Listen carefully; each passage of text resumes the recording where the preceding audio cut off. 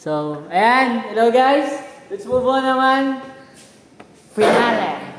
Para sa ating final topic na maxima and minima. Nakikita niyo ba?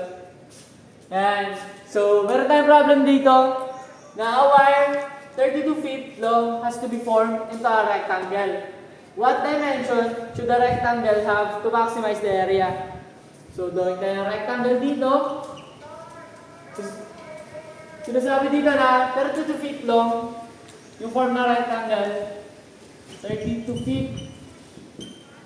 Then, yung hahanapin natin dito is yung x and y subject. So, paano nga ba natin hanapin yung ano nito? Tawag nito? Yung x ay yung y.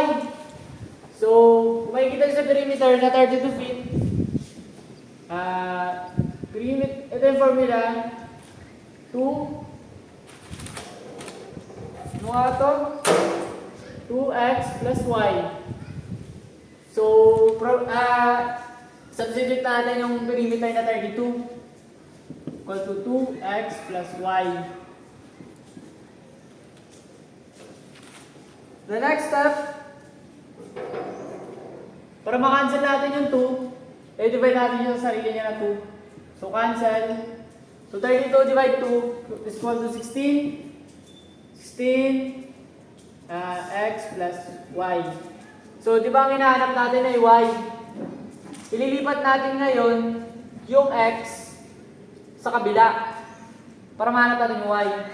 So, ito, may ingat siya. Y is equal to 16 minus x. Kasi nilipat natin yung positive na x, may negative siya. Gets? So, nahanap natin yan. Eh, wala tayong x. Paano natin nahanapin yung x?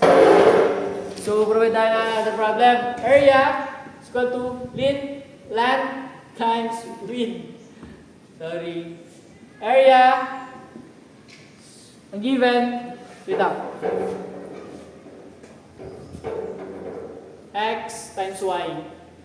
So, is equal to, yung y natin, x, di ba wala pa yung x? Yung y natin na 16. 16 minus x.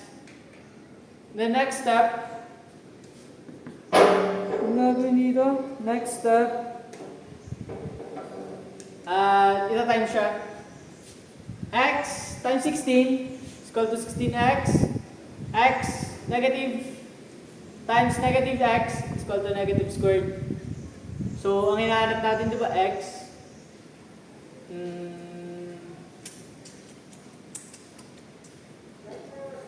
X. Derivative.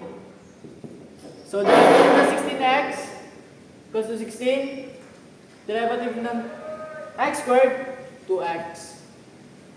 So, ililipat na natin yung... Ay, hindi. 2x.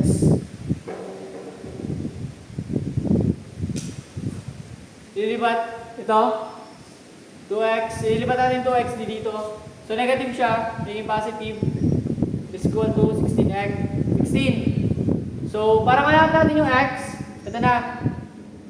So, kung ano yung ginagawa talaga is yung minus talaga yung 2 para mawala siya ng value. Bang.